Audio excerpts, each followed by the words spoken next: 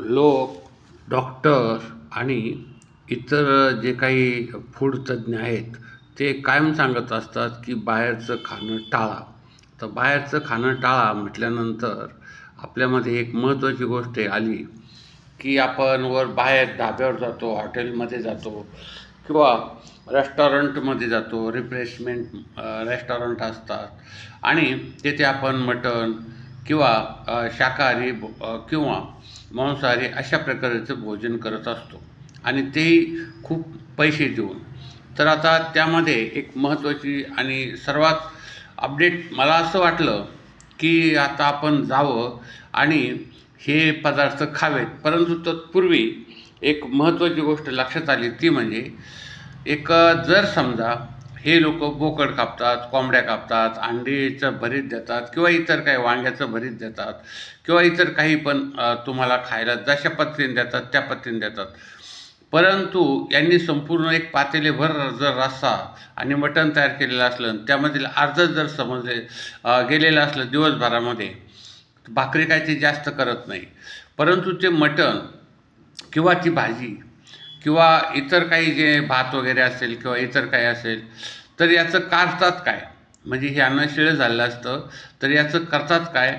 हा एक प्रश्न महत्त्वाचा जेव्हा आमच्यासमोर आला, त्यावेळेस त्याची जेव्हा चौकशी केली आणि अधिक माहिती घेतली, तेव्हा असं माहीत झालं, की हे लोक हे अन्न फ्रीजमध्ये ठेवतात आणि दुसऱ्या दिवशी ते तुम्हाला गरम करून देतात. पण गरम करून देत असताना त्यामध्ये एक महत्त्वाची गोष्ट अशी असते, की त्यामध्ये टमाट्याचा सॉस किंवा टमाटे हे जास्त प्रमाणात टाकले जातात आणि जास्त प्रमाणात टमाटे टाकल्यामुळं त्याचा आंबटसर अशी चव जी असते त्याची मूळ झालेली किंवा तो खराब झालेला अन्न जे असतं ते चांगल्या प्रकारे गिऱ्हाईकाला सर्व करतात. त्यामध्ये तेल टाकतात, म्हणजे तवा तवापुरी आणि तव्यावर जे व्यवस्थित तेल टाकून हे करून ते करून 5 तुमचे 4-5 त्याच्यामध्ये पीस देतात आणि रस्सा वगैरे टाकून नंतर ते तुम्हाला खायला देतात. गरम वाफाळलेलं मटण आलं. त्यानंतर आता काही ठिकाणी असं ढाब्यावर आम्ही बघितलं, की तेथे तो ड्रायव्हर जे लोक असतात त्यांना प्रथमतः दारू देतात. म्हणजे ते दारू आणतात ड्रायव्हर आणि 2-2, 4-4 घोट पितात आणि 4 घोट पिल्यानंतर त्यांना आपण काय खातो, बस मटण खातो याचं समजतं, परंतु त्याची दारूमुळं चव नष्ट झालेली असते आणि त्यांना काही ती चवही नसते. असंच एका हॉटेलमध्ये आम्ही गेलो होतो, म्हणजेच ढाब्यावर. तर त्यांना सांगितलं, बाबा एक आम्हाला भरलेलं वांगं करून दे. त्यांनी फ्रीजमधून 2-3 वांगे काढले चांगले, त्यानंतर 3-4 काढले आणि तव्यावर टाकले. त्यानंतर परत त्यामध्ये एकंदरीत तुमचं जे तव्यावर मसाला, त्यानंतर तेल वगैरे तळून आणि गरम करून दिलं आणि जेव्हा खायला लागलो आणि तेव्हा त्याची चव आंबट लागायला लागली. तो म्हटला, यामध्ये आम्ही हे टाकलेलं आहे, म्हणजे टमाटेचा जास्त प्रमाणामध्ये टाकलेले, त्यामुळे तुम्हाला तसं लागत असेल असं वाटलं. परंतु तसं काही नव्हतं. ते शिळं म्हणजे 2 दिवसापूर्वीच कदाचित असू शकतो, फ्रीजमध्ये ठेवलेलं असेल. आणि अशाच प्रकारे हे जे मटण वगैरे जे असतं ते हे लोक थोडं थोडं करत असतात आणि बाकीचं शिजवून फ्रीजमध्ये ठेवलेलं असतं. साधारण 1 दिवस 2 दिवस ते चालू शकतं.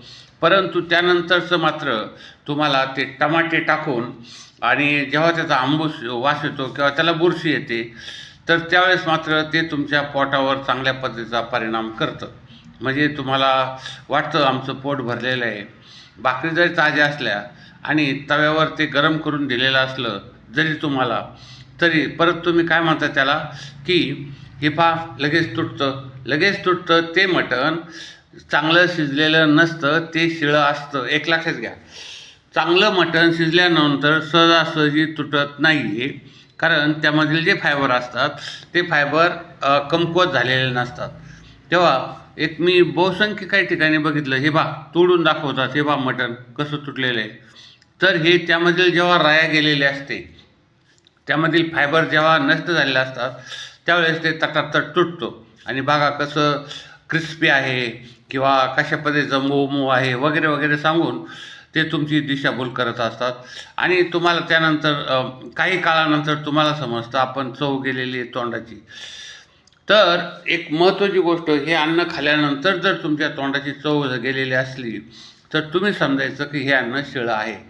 त्यानंतर भात किंवा पुलाव करताना देखील जे उरलेलं भात वगैरे असतो तर त्याचा पुलाव करत असतात. असंच एका ठिकाणी जेवायला गेल्यानंतर पोळ्याच्या संदर्भामध्ये तसं झालं की ह्या ज्या महिला पोळे करत असतात किंवा इतर काही करत असतात, त्या पहिल्यांदा तुम्हाला जर फुल जेवायचं असले, कारण त्यांची एक अपेक्षा अशी असते की हा माणूस 4-5 पोळ्या खाईन, तोपर्यंत त्याला त्या गरम पोळ्या देतात आणि त्यानंतर पोळी-आड पोळी म्हणजे कालची शिळी उरलेली पोळी जी असते ती पोळी-आड पोळी ठेवून ती गरम आहे असं भासून तुम्हाला देतात. तसे अनुभव अनेक ठिकाणी आलेले आहेत, म्हणजे जास्त प्रमाणामध्ये सर्वांनाच. आणि हा काही एकाचाच प्रश्न नाही आहे.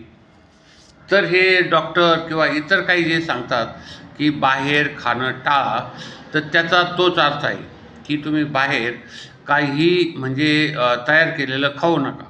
कारण 1 किलोमध्ये जर समजा काही 50 तुकडे येत असतील तर तुम्हाला 5 तुकडे जातात 300 रुपयाला. कारण ते सर्व हॉटेलं हे जे महत्त्वाचे चाललेले आहेत हे खूप नफ्यावर चालत असतात.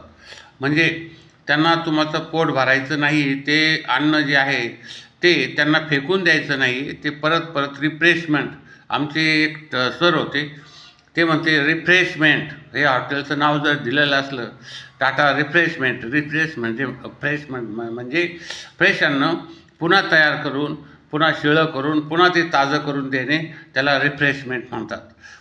तर असा हा प्रकार प्रत्येक ठिकाणी चालतो असं नाही, पण बहुसंख्य ठिकाणी चालत असतो हे लक्षात घ्या. कारण थोडा विचार करा, बोकड कापल्यानंतर त्याचं मटण काढून हे करीपर्यंत 1-2 तास जातात. त्यानंतर तो अन्न काढून शिजवतो आणि तुम्ही समजा ते 10 वाजता कापलेलं जर असेल तर तुम्ही जेवायला संध्याकाळी 10 वाजता जाता. किती वेळ झाला त्यामध्ये? 8 तास 6 तास गेले आणि त्यानंतरही त्यांचं उरलं तर ते दुसऱ्या दिवशी तुम्हाला जेवायला देतात. नळ्या कळ्या काय जे असेल नसेल ते. तर आपल्या पोटाचं आरोग्य जर समजा आपण सांभाळलं नाही तर तुम्हाला मधुमेह होतात, पोटाचे विकार होतात, त्यानंतर शुगर वगैरे हे जे किंवा इतर जे काही तुमचा ब्लडचे जे असतील किंवा तापमानाचे प्रश्न असतील, काहींना ताप येतो, काहींचा रक्तदाब वाढतो वगैरे, अशा पद्धतीचे अनेक विकार अगदी तरुणपणामध्येच हे बाहेरचं खाल्ल्यामुळं होत असतात. तर तेव्हा बाहेरचं खायचं किंवा नाही हे तुम्ही ठरवायचं आहे. कारण स्वतःचे पैसे देऊन रोग विकत घेणं किंवा स्वतःचे पैसे देऊन आपल्या पोटाला त्रास देणं हे काही लोकांना जरी प्रतिष्ठेचं वाटत असलं तरी त्यामध्ये काही प्रतिष्ठा नाही आहे. हे कारण त्याच्यामध्ये असं आहे की हे पचण्यासाठी मग तुम्हाला मद्य घ्यावं लागेल, मग आम्ही 2च घोट घेतो, मग आम्ही 4च घोट घेतो, मग त्यानंतर ते सगळं हाडकं वगैरे सगळे पचतात वगैरे, अशा पद्धतीच्या काही वल्गना काही लोक करत असतात. म्हणजे त्यामध्ये काही तथ्य आहे किंवा नाही हा काही महत्त्वाचा मुद्दा नाही आहे. तर आमचं हे ATM न्यू वर्ल्ड चॅनल संपूर्ण महाराष्ट्रात लाखोच्या संख्येने लोक बघत असतात. आपणही या चॅनलला जास्त शेअर, लाईक, सबस्क्राईब करा आणि सबस्क्राईब करून कॉमेंट करा आणि बेल आयकॉन दाबून म्हणजे घंटीचं बटन दाबून सबस्क्राईब करा. धन्यवाद.